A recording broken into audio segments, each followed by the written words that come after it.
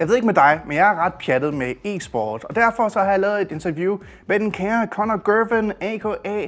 Scrawny. Og anden del af det interview, det kan du se lige her. The waiting game is the way MIBR are going to slip away with this. I mean, at least they'll find the plant. A Molotov down on... Oh, he stopped it! 4, Taco has no 3, time! That's sickening!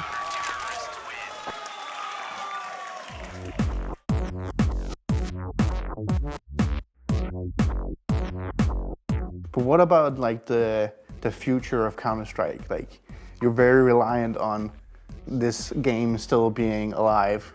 So like, where do you see Counter-Strike in like 5 or 10 years from now? Do you think it's still as big as it is now, or maybe even bigger? Man, really tough question. Because I hope, I hope it's just as big, if not bigger. If I'm thinking with my heart, then that's what I have to shoot for, because CS has become my life. It's what I think about. It's what I play. It's what I love. It's given me tons of opportunities, professionally, personally. Like, CS is, I can't imagine my life without Counter-Strike nowadays. So, and I've dabbled with Valorant ever so slightly. And I feel like if that passion's not there for a game, it's harder to do what I do. It's not easy to fake. No, it's not. It's not at all. And I don't like being fake, Like I try to keep my passion genuine.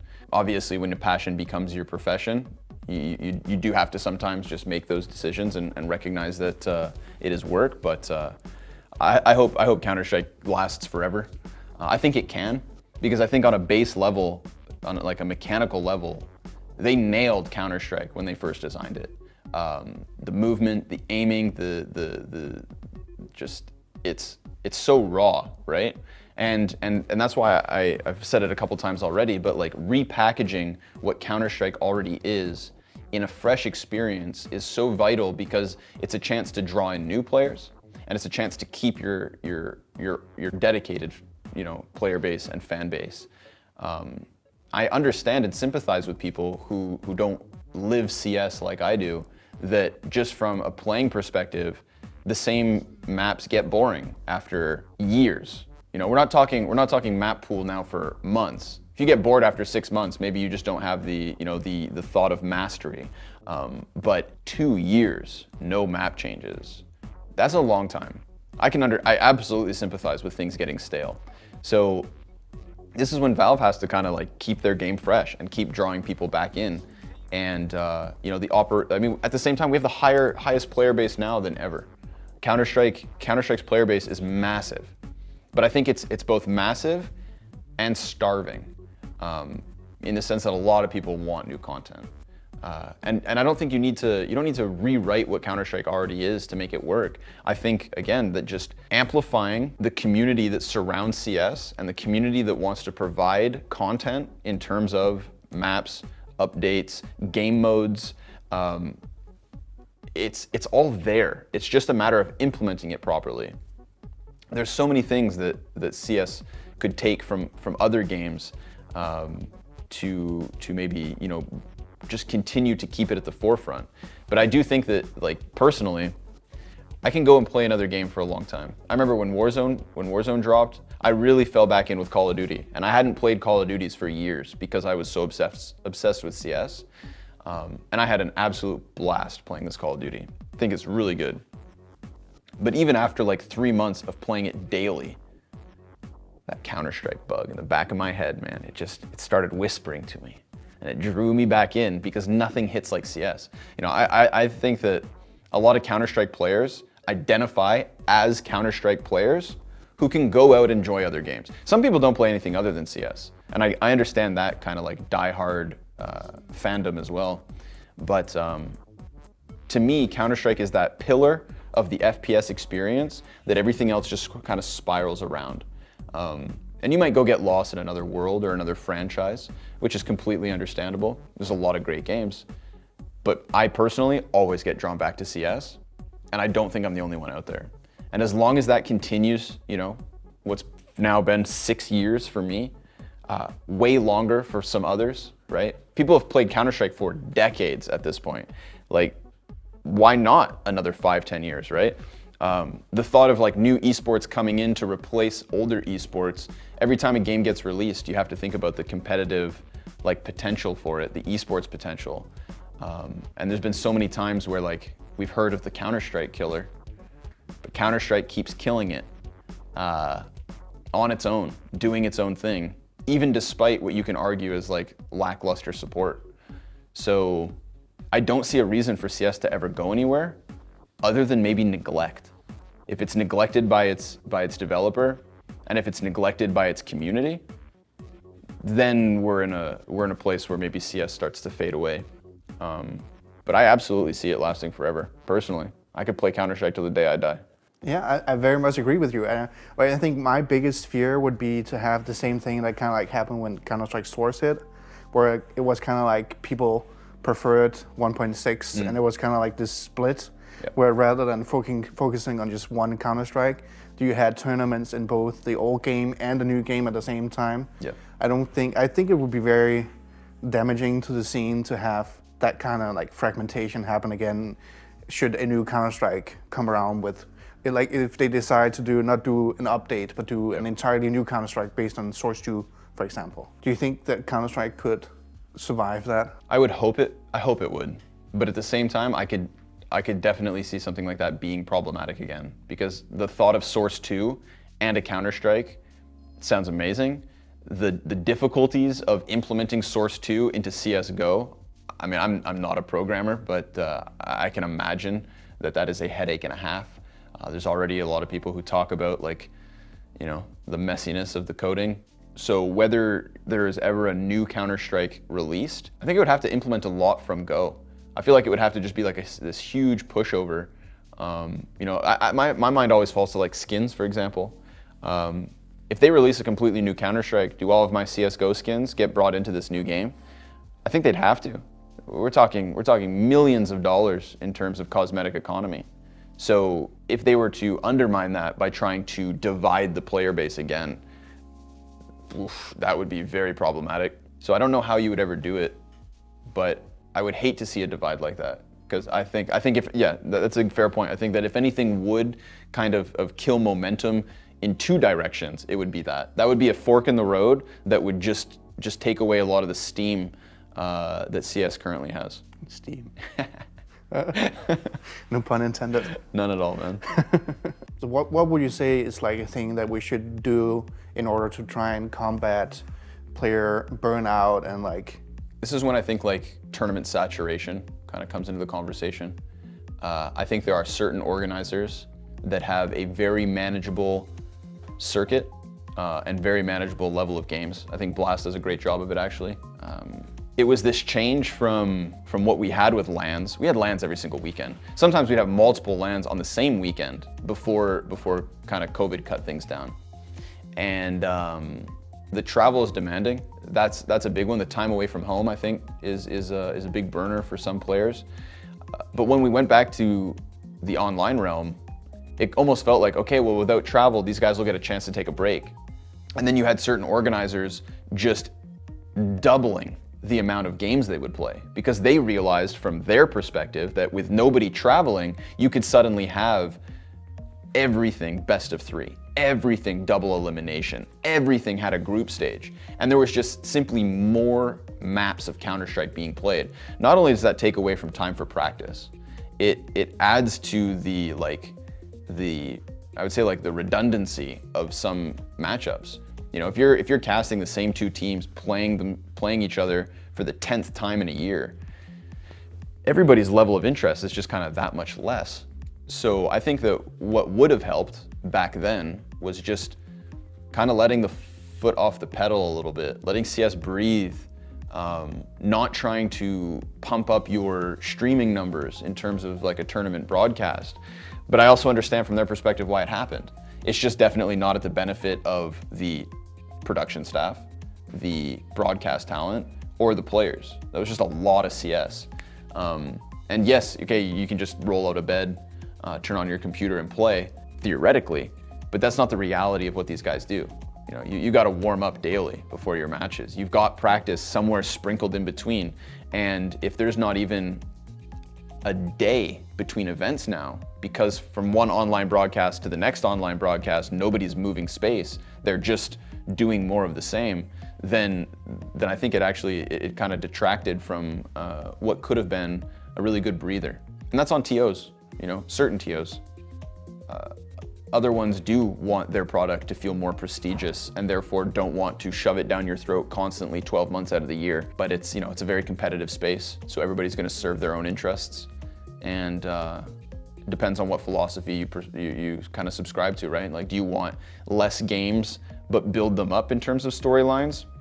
Or do you want more of the calendar across the year so that your product seems to be the most important or the most constant? But I think what would help players was just the chance to play less and practice more. Because then if you're playing less and practicing more, when you finally get a chance to knock down your opponent in the server, you're that much more hungry, you're that much more sharp. But it seems like tournament organizers haven't been really good at like self-regulating the amount of events and stuff like that. What would be like a good way of regulating the amount of events? Would that be something like CS, PPA, or would it be something else that would like be a good way of regulating the amount of events? I think ideally, there would just be communication between events, that the tournament organizers would all come to an agreement between themselves to kind of, you know, put a limit on things. But that's not gonna happen. There was this ideal period where it felt like maybe everybody would work together, but I think that's out the window. I don't know why. I'm not privy to those kinds of conversations, right? As a freelance broadcast talent, I'm just here to put on the show and to get the people pumped. Whether it's done by the CSPPA, I think that's giving power to an organization that not everybody would agree with should have that kind of power over TOs. I could see the teams doing it, right? Towards 2019, 2020, we saw Astralis start skipping some events to give their players a chance to play at less events. And we saw that with mixed results. You know, at first it kind of looked good, but then they started getting flack for skipping out other big lands, and then that had this community feedback that lashed onto their, you know, their mental stance. So that's a hard question. I don't know who I'd give that power to. It's a lot of power to decide who, what, and when CS can happen. I don't really have a clean answer for that one. Let's take another question from one of the peeps. This is your good friend Joy, who you're playing a lot of Danish with. Yeah. On is it Heliumbrella? Heliumbrella, yeah. Twitch.tv/Heliumbrella. A nice little shout out there. Hey Connor, I know you love to make a ton of weird noises and voices when we stream together, so I was wondering if you could lend your voice to any other video game franchise, what would it be? Now, that's a good question. I think that if I ever stopped casting, I would try to be a voice actor. There's a lot of characters that live in my head. You know, like I feel like sometimes a bit like a human soundboard. I'm very animated and I can get kind of loud. So if I had to lend my voice to a different game franchise, I would want it to be something like Lord of the Rings. I would love to voice some ghouls and goblins from Lord of the Rings, man. Some real gritty characters, or like a World of Warcraft where we start getting into those mythical lands of Azeroth. Yeah, but Lord of the Rings specifically. So something very fantasy themed. Yeah. I remember in Copenhagen 2019, I came here for Blast, and it was Halloween on that weekend. And I went out and I bought a very nice, like, movie prop quality orc mask. Because I've always wanted to, yeah, you remember this. Yeah, so I've always wanted to, like, you know, I'm not into cosplaying myself, but I respect it for what it is. I think it's cool when you bring video game world to life. I've always wanted like a head-to-toe, top-of-the-line orc costume. Some kind of ghoulish, gremlin-y, goblin-y looking thing. When I used to play Magic the Gathering, I was always playing goblin decks. I feel like a goblin, but like a relatively friendly one, you know? Your friendly neighborhood goblin. Yeah, exactly. Not one who wants to like tear your face off. Well, yeah, when the time comes, man. Yeah. Wow, that sounds a little intense. You remembered the goblin mask, though. Yeah, absolutely. Yeah, okay, that cool. was crazy. Yeah, I played Counter-Strike in it, and it didn't go well. Yeah. Doesn't it kind of like restrict your view a little bit? Entirely, yeah. It's also really hot in there. So there's obviously not been a lot of travel with Blast recently. Yeah. So if you could pick like any country and any city in the world, where would you bring Blast to? For like a big arena For event? a big arena event, I think it would be really cool to bring Counter-Strike and Blast and all of that jazz to like Tokyo. I very much agree. Or we head to like South Korea. You know, I've done lots of events in Europe, and I'm happy with. I love Europe. I love traveling here. It's always a pleasant experience. I'm a little biased in the sense that like I would also love to go home. You know, I would love to bring everybody from Blast to Montreal and do an awesome event, Justice in Canada, maybe in the summer when it's pleasant weather. Not cold. Yeah. So either home where the heart is, because I could also then just bring all my non-esports friends and like show them my world. But I think for everybody at Blast's best interest and not like the egotistical answer, dude, we've got to take it to Japan or to Korea. I think the crowds would be awesome, and it would just be really nice to visit. Yeah. That's very Agreed? true. Yeah. Lots more sushi. Yeah, that's exactly what I thought. I was like, that's why Leonard's all on board. Yeah. I've just never really been over there. Same, yeah. It'd be really crazy to try. Yeah, I've been to Taiwan once, Hong Kong once, and Shanghai for about 48 hours. But outside of that, man, Counter-Strike doesn't bring us that direction, I think, often enough, sadly. Could also be nice to get back to like Lisbon or Madrid. Yes, yeah, or I think, yeah. Istanbul. Lisbon, man, gets a huge shout out. Like when we did LAN event there, that was an impeccable event. And again, a great like travel destination. So Portugal definitely earned a spot in my heart after that event, big time. And Sao Paulo was great. Yep, that's true. The Brazilians are passionate, and that made for a really fun event. Istanbul too, I think was like low key. Because it was at the beginning of the year, I think it ultimately got like kind of put in the shadows compared to like the Lisbon. But Turkey is really cool, and the Istanbul crowd was fun. So all the spots that Blast has been, I feel like have been pretty top tier. Maybe Italy. Maybe Italy. Yeah, sure. Never been. It could be. I don't think I've ever been there. Yeah, no, never. Same. Could be cool. Anywhere else, Leonard? What's your list? Texas, maybe. Okay. Just all right. for yeah, take it back, eh? Take it back to America. I don't know. Asia would be really cool. I think Japan's up there, man. It's got to be. Do you think there's like possibilities of growing a bigger CS scene in the Asian region, and maybe even like the oceanic, like Australia, kind of parts of the neck of the woods? I think Australia deserves more events, right? Like they actually do have like a good notch in Counter-Strike history, and they have some incredible crowds. Like anytime IEM Sydney comes around, that's an event worth watching just for the crowds themselves. And I think that there's an Australian, like, honestly, the Australian broadcast talent for CSGO doesn't get enough credit. There's more than a handful of guys down there that do really great work, and just because of where they live, it's hard for them to travel outwards and get chances. And they make a great product for their event specifically, and Sydney always gives them a good chance to grow that platform. But I think Blast should take it there too, and maybe give him a shot. And give Blast a major, maybe. Yeah, sure, let's do it. Yeah, I'm all aboard. Yeah. Not biased at all here. Not at all. Never. Det var altså så anden del af mit interview med Scrawny. Jeg håber, du kan lide det, og fortælle mig, hvad er dine erfaringer med e-sport? Skriv en kommentar som altid herunder, og så håber jeg bare, at du vil have det så dejligt, til vi ses igen. Måske endda i sidste afsnit.